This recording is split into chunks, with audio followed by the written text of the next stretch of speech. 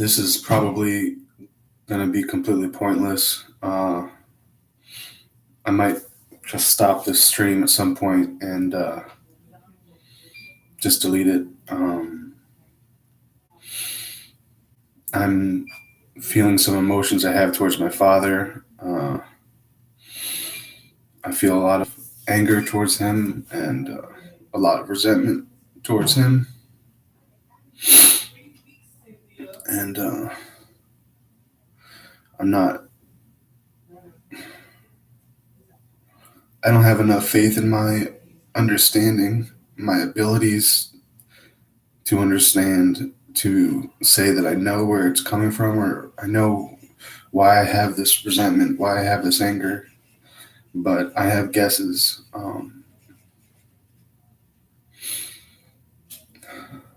It's hard for me to say it. Every time I try and think of one thing my father might have done wrong, or some way in which he may have harmed me, I always think that I have to give him some kind of credit in some way.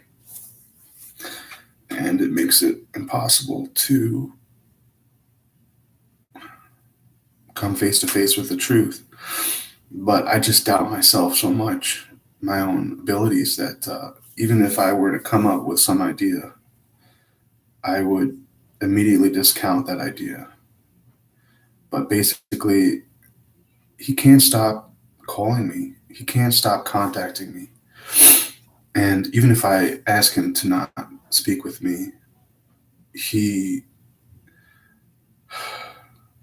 finagles his way in. He just finds some way. He'll ask my sister to give him a call. Um, he lives in North Carolina now. I live in Illinois, in Chicago, and even at one point he had some reason to come to Chicago, not to see me, but because he came here. This was during a period where I asked him to not contact me. He really wanted to try and see me because, here was this chance to get together. And I don't know.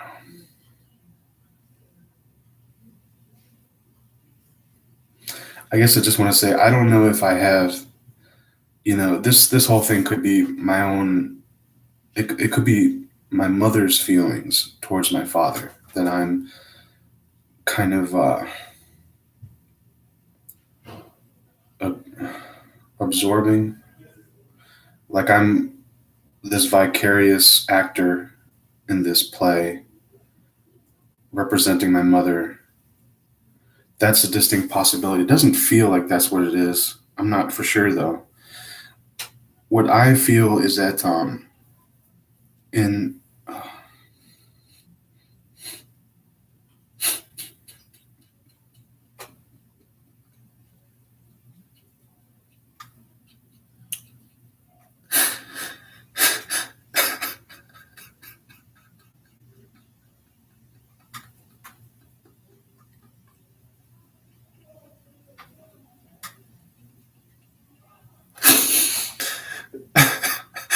I know I shouldn't really cry on camera like this. These are feelings. These are, these are feelings that I should experience on my own, and there's probably some narcissism here. I don't doubt that I'm a narcissist. You just look at my videos. I'm not extremely eloquent, and I'm not very great at bringing a point together. But I don't know.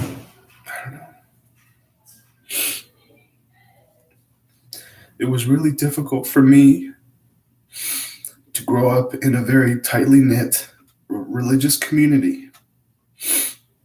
And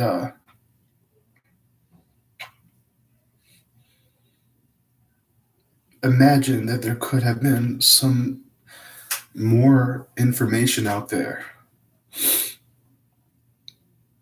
Initially, all of the, I I don't know, I feel like I want to make up for it, but you know, a lot of people think that if you leave a cult, and I'm not saying that what I was raised in the cult, but maybe it was in some ways, but a lot of people think that, it's this horrific thing. I don't know. I don't know how to say what I'm trying to say. All the feelings I just had just left. It's all gone now. But the ideas, the concepts, the truths that were presented to me, like I say that truth is different to conceptions and ideas. There's truth on one end, and there's conceptions and ideas on the other. You can have a conception in your mind that is in fact the truth, but you don't know it's the truth until um, you actually have that foundation of knowledge. And I'm not sure how that happens. I don't know if it has to happen, 2 times or 10 times or maybe even 1,000 times before you can call it truth. It's very hard for me as someone that doubts all the time to know what the truth is. But I don't want to go on this big tangent. But like the things that I was presented with growing up were very fascinating to me. Um, my church relied on an interpretation of the Bible, and in by interpreting it, you know, you got to know the Bible. And so there was not only the theology of the Unification Church, but there was, Christian theology as a backdrop. And additionally, there was a lot of influence from Eastern traditions, Eastern philosophies, and Eastern thinkers, such as Confucius, to a lesser degree, perhaps Buddha. But we all have the benefit of being aware of all of these different traditions, and I think it's meaningful because we can understand how people think. We can understand the many different beliefs there are out there. But ultimately, some of these beliefs must be false because some of them contradict with others. So you can't have the truth will never contradict itself. So anyway, I was presented with all of these ideas, and some of them I wanted to have more information about, like the spirit world and Jesus, and I learned about some corruption in the church, and that didn't sit right with me.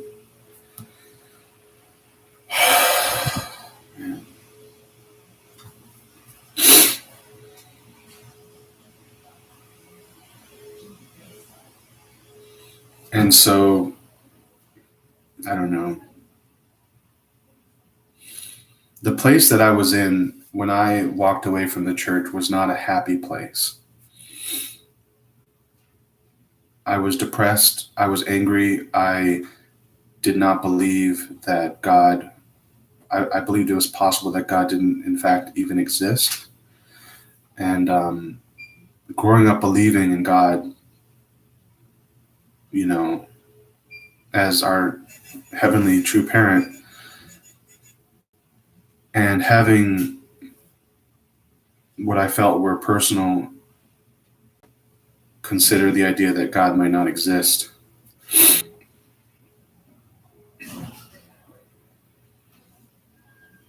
But I found that I remained fascinated with metaphysical concepts and spiritual concepts.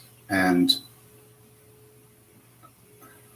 in looking at those things, I still wanted to have an understanding of God. And, I had a very profound interest in Jesus as well as a figure in history, because so many people look up to Jesus. And I was looking into the New Age movement, and there were Jesuses everywhere in the New Age movement, and they were saying different things, and it was all very confusing.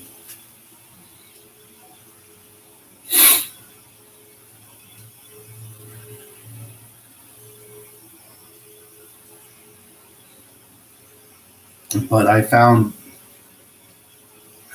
someone who I believe is Jesus. It's not like I was looking for Jesus to be on earth right now. I don't know. I don't know what I was looking for. I don't know how to say that. Maybe I was. But, I found this guy and I listened to what he had to say. I listened to his teachings. And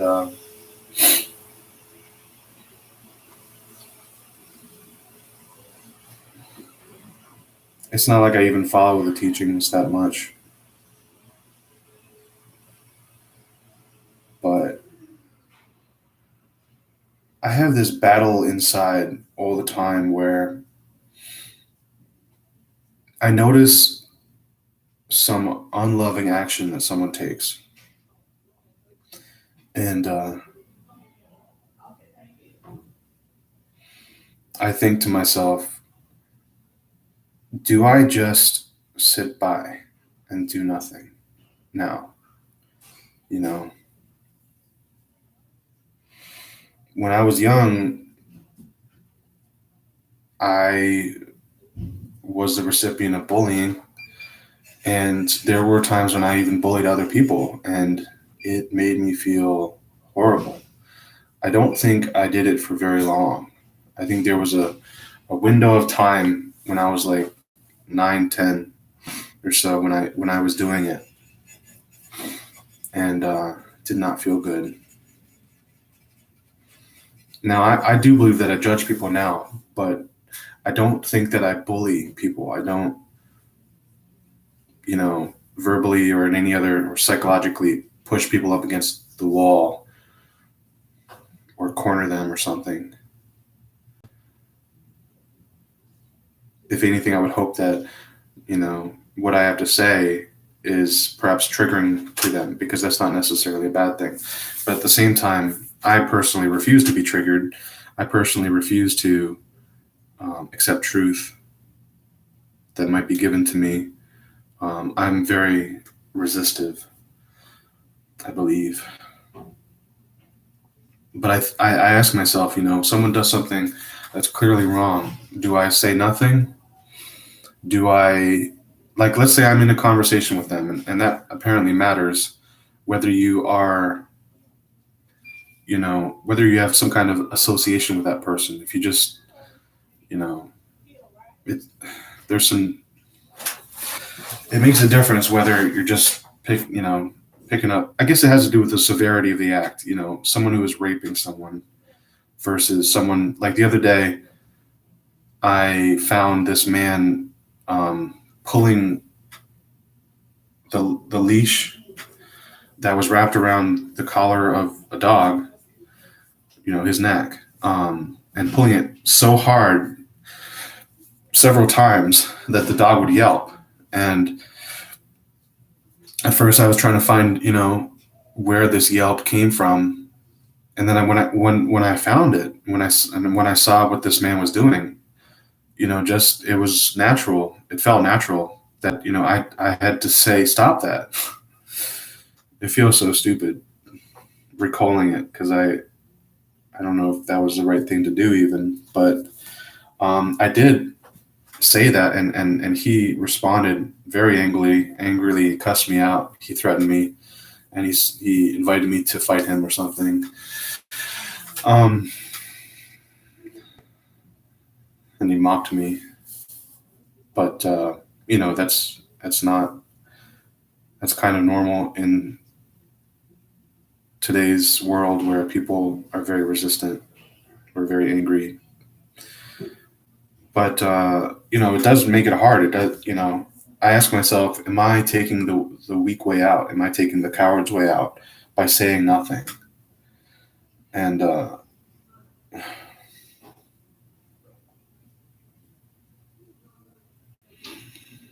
If it's just that guy on the street, maybe hurting, abusing a dog is not as bad as, say, raping an actual human being, or violently abusing a human being or yelling at another human being.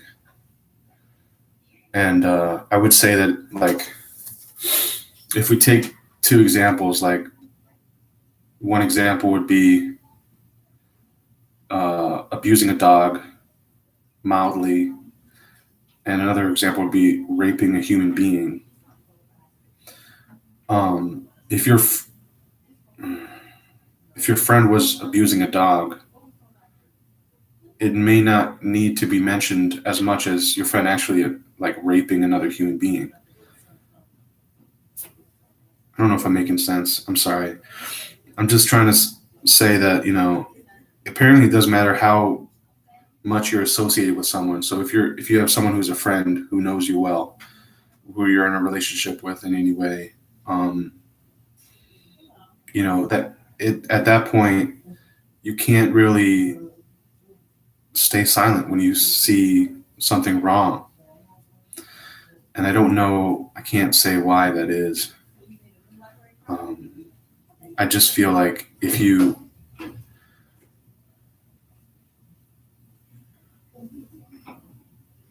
I feel this horrible feeling when I stay silent. So what does this have to do with my father? In my relationship with my father, there have been things that I've mentioned, and it seems like he just smooths it over, and he just changes the subject. And you might give him kind of the benefit of the doubt the first time that happens, but if nothing changes the next time, then I think it's foolish to give him the benefit of the doubt again. And if it's when it has something to do with myself and my relationship with my father, at that point I definitely have to speak up, and I definitely have to say something. That's how I feel. So when I'm talking to my father and I'm mentioning something that he does wrong, I feel that it is vital to acknowledge when he's ignoring what I'm saying. And if that's the case, then it's not like a two-way conversation. I'm no longer in an equal, transactional relationship. Now he is like taking from me. Those are my feelings. So that those have been my feelings in my recent discussions with my father, where I feel like I'm not being listened to, where I feel that my opinion doesn't matter, what I have to say doesn't matter. And sometimes, honestly, I feel like the new truths that I found, you know,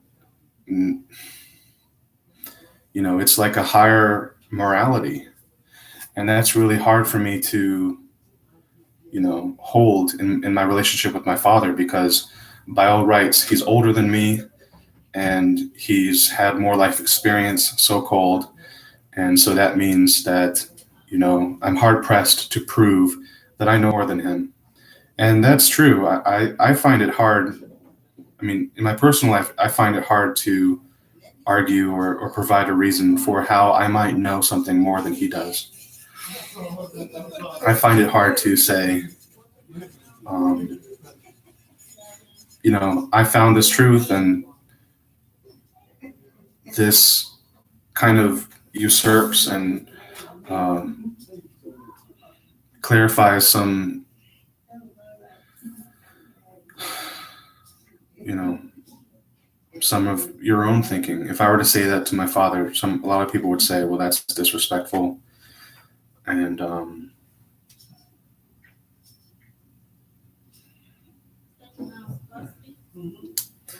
I've had this feeling that I have to kind of, maybe I'm competing with my father,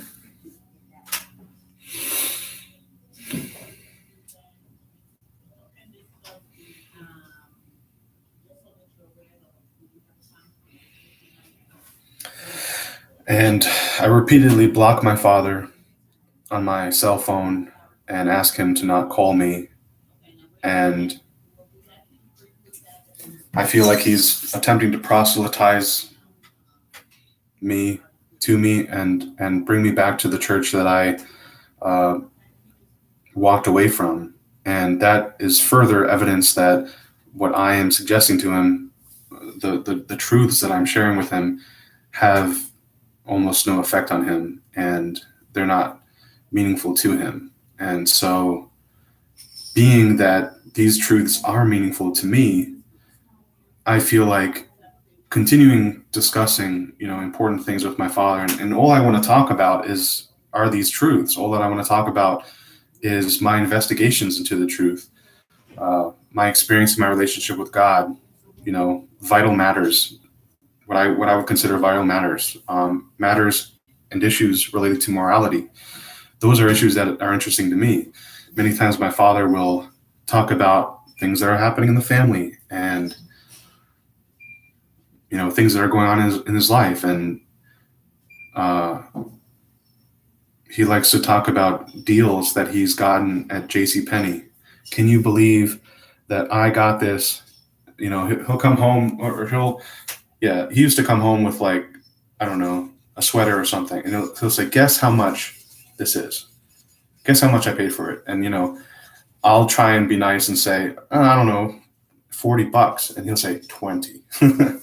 Like, he's so excited when he's gotten a deal, and for some reason, I guess it's his spirit world that helps him to spot deals, but he always finds the best deals.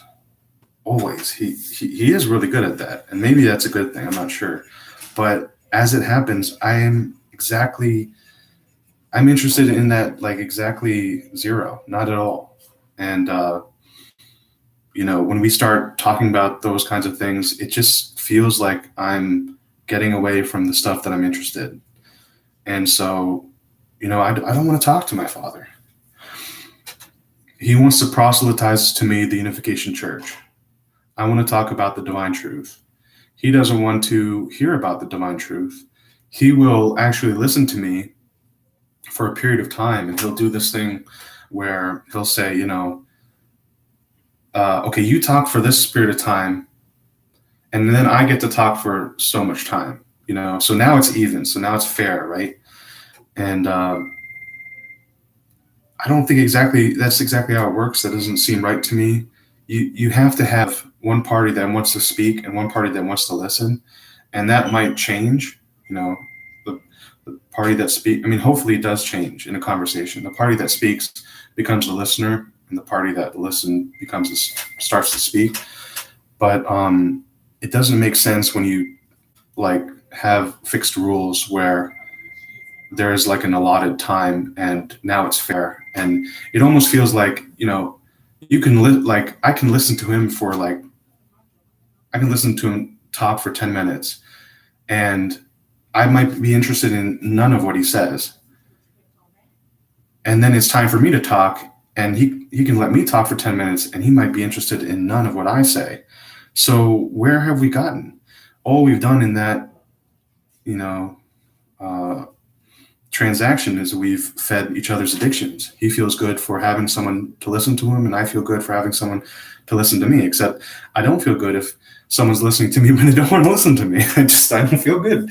Like, if I see it written in their face, or, if I catalog the pauses in their speech, even if they're saying or if it sounds like they're totally faking it, I suddenly am like, you know what, you probably don't want to listen to me. And at least that's how I feel, even if I'm too afraid to say it. Sometimes it's like a confrontation to say that, but I at least will feel badly if someone's listening to me when I know they don't want to. But that doesn't seem to be a concern for my father. So I don't know.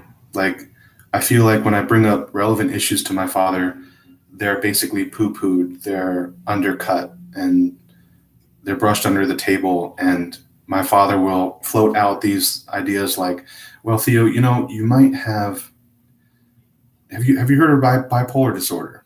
You might have some kind of bipolar problem, and then he'll float out these issues, these things like, there might be something wrong with your genes. There might be you might have some issue in your brain. It might be a chemical imbalance. Have you thought about that? Have you thought about the fact that you could have a chemical imbalance? And to me, these are all, ways to badger me, essentially, to pontificate, or I don't know if that's the right word, but to like basically dismiss me. And I don't like being dismissed. Um, I don't know what to say more about that, but there just seems to be so much wrong with my relationship with my father, and I don't want to talk to him. And I guess it's such a strange idea that a child would not want to talk to their parent, that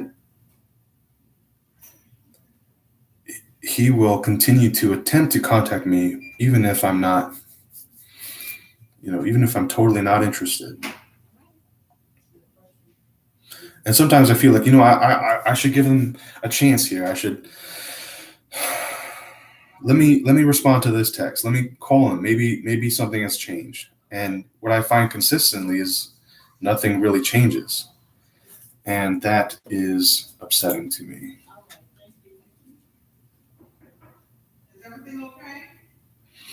All right, I just got a comment, Mr. Mueller. Not talking, I would say, is not the best idea. So you would say that talking is the best idea. And that's interesting. I mean, it's not irrelevant when my father brings up the idea to me, which he has, that, Theo, I realize you have emotions. You're talking to me about emotions a lot. Why don't why don't we keep talking, and any emotions you have, you tell me, and you go away afterwards and you feel your emotions. You see what's going on. And that's not a terrible idea, honestly, because I think it is important to be triggered and to, I don't know, maybe I'm going about this the wrong way. And that's my confusion with this whole thing. Like, one concern that I have is that I'm isolating myself. Um, I often delete people's telephone numbers from my phone. I don't have many friends in my personal life. I talk a good game about how I want to get closer to God and I want to pray. And I don't actually do that. I see your comment. He may never know how you feel. Men are sometimes so hardened that they can't think for themselves how others are feeling around them until they're told. Yeah. I mean, I feel like, so my father just texted me. So this is the reason I'm starting this little stream here, this little video, is that my father texted me like 30 minutes ago, and he said, time for a phone call. He actually had a little icon that with a phone, which means you want to talk on the phone. And before that, I said, I don't want to talk to you. So about a week ago, I said to him, I said, I was very clear, like you're saying, Adrian, I was clear and direct with him. And I was saying to him, you are proselytizing to me the Unification Church. You want me to believe in stuff that I'm not interested in at this time. I was saying a lot of different things. I can't recall all of them, but I don't know. I was in a state. I was livid. I was like, I'm not going to let him interject. I'm not going to let him give any rebuttals. I'm just like, I have like 20 things I want to say. This is what you're doing. Da da da da da da da da da da. This is how I feel. Da da da da da. This is how I feel. And then you say, well, and I wouldn't let him speak. And I guess that was okay with him. I would just keep on talking. Da da da da da da da da da da. And I guess it was somewhat cathartic. I mean, it felt good to say things that I had been holding in, but I don't know. This whole thing could be just an issue of not wanting to confront. I've had some advice given to me that people like me are just so afraid of confrontation. I feel like that's true. Many times in my life, when I have been confronted, I go crazy. I just, I remember one time I was holding like a one of those. Anyway, I was playing video games and I was holding like a video game controller. That's what they're called. And I was playing with a friend this video game, and he wasn't like doing some setting with the video game. He didn't do it the way that I wanted him to do it, and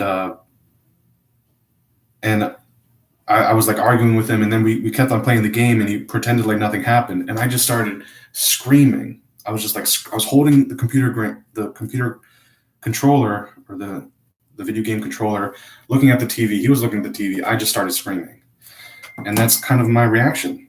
And it's kind of why I don't feel like I can be successful in life, and why I have to hide, and why I have to isolate myself, because I don't believe I can really operate in the world. So, am I just isolating myself from my father, um, wanting to avoid any confrontation with him? I feel a little nervous about talking about this for too long. I don't have too much more to say, or I do, but I don't think it's going to be very eloquent or compact. And so I feel like I should end this stream and this video. If anyone has any other comments or anything that might spark any conversation, go ahead and leave it. Might give a few more seconds to let that happen. Basically, I was talking here about how, maybe you have built up anger from over the years. You need to release. Hit a bag, go for a walk. Dude, I just went for a walk. I walked to this library. I'm not getting angry right now. That's not what I'm doing. Like, I'm just remarking as to how timely your comment is, because like I was just walking here and I was crying.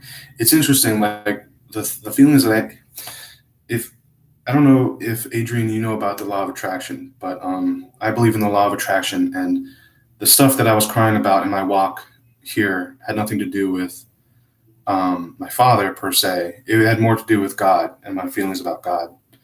But it's interesting that this issue with my physical father came up, only a short time after thinking about God. But yeah, you're on the money that I have built up anger. I have so much freaking anger. I was like anger crying before I started this video, and I really do need to punch a bag. I do need to do that. I need to spend hours punching a bag, honestly. I've been wanting to look into getting a stand-up punching bag, but I just haven't. It's good to have a cry, indeed. Indeed.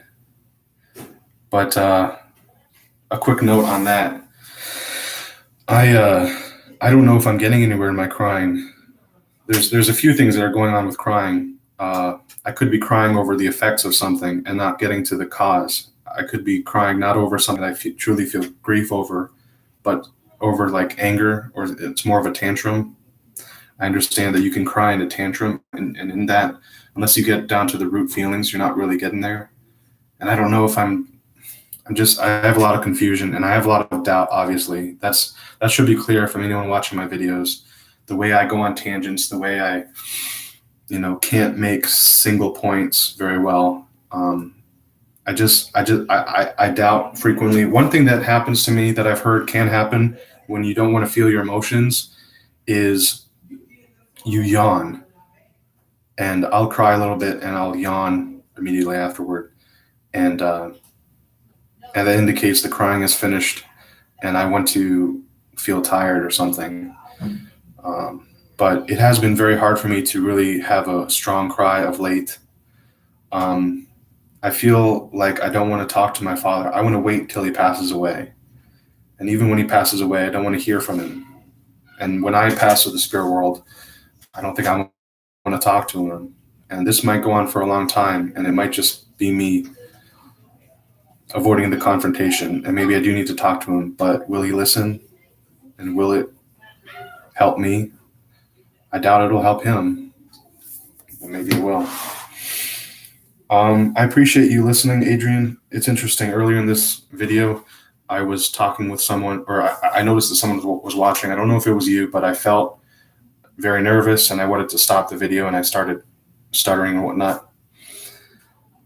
And when you started watching, I actually felt better. And I don't know how that works, but I do need to feel my fears associated with having someone watch what I stream or anything.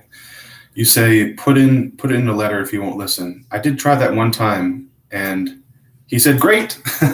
I wrote a letter where I just bore out my heart, and he was like, great, good to hear it. I'm glad you were able to get through things. And I was like, dude, did you listen? Like, does any of what I said mean anything to you?